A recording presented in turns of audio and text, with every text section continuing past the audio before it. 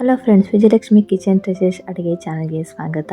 ಬೇಸಿಗೆಯಲ್ಲಿ ಮಕ್ಕಳ ದೇಹವನ್ನು ತಂಪಾಗಿಡಿಸೋ ಈ ಮೃದುವಾದ ಇಡ್ಲಿನ ಹೇಗೆ ಮಾಡೋದು ಅಂತ ನೋಡ್ಕೊಂಬರೋಣ ಬನ್ನಿ. ಮೊದಲಿಗೆ 3 ಕಪ್ ರಾಗಿ, 1 ಕಪ್ ಅಕ್ಕಿ ಮತ್ತು ಸ್ವಲ್ಪ ಮೆಂತ್ಯ ಕಾಳು ಇದೆಲ್ಲವನ್ನು ಹಾಕಿ ಚೆನ್ನಾಗಿ ತೊಳೆದು ನೆನೆಯಕ್ಕೆ ಇಡಬೇಕು. ಜೊತೆಗೆ 1 ಕಪ್ ಉದ್ದಿನ ಬೇಳೆಯನ್ನು ಕೂಡ ಹಾಕಿ 8 ರಿಂದ 10 ತಾಸು ನೆನೆಯಕ್ಕೆ ಇಡಬೇಕು. ನಂತರ ಇದನ್ನ ಮಿಕ್ಸಿ ಜಾರಿನಲ್ಲಿ ಹಾಕಿ ಚೆನ್ನಾಗಿ ಪೇಸ್ಟ್ ಮಾಡಬೇಕು.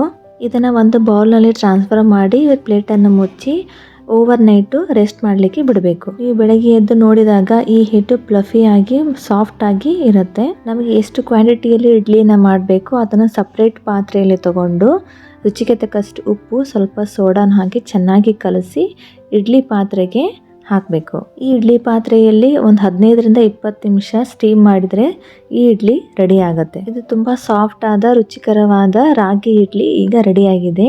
ಇದರ ಜೊತೆಗೆ ಕೊಕೊನಟ್ ಚಟ್ನಿ ಮತ್ತೆ ಸಾಂಬಾರ್ ಒಳ್ಳೆ ಕಾಂಬಿನೇಷನ್. ಹಾಗಾಗಿ ಇವತ್ತಿನ ಲಂಚ್ ಬಾಕ್ಸ್ಗೆ ರಾಗಿ ಇಡ್ಲಿ, ಚಟ್ನಿ ಮತ್ತೆ ಕುಕುಂಬರ್ನ ಹಾಕಿ ಹಾಗೆ ಶಾರ್ಟ್ ಬ್ರೇಕಿಗೆ ಕಲ್ಲಂಗಡಿಯನ್ನ ಹಾಕಿ ಪ್ಯಾಕ್ ಮಾಡಿದ್ದೆ. ಈ ವಿಡಿಯೋ ಇಷ್ಟವಾದಲ್ಲಿ ಈ ಪೇಜ್ ನ ಫಾಲೋ ಮಾಡಿ. Thank you.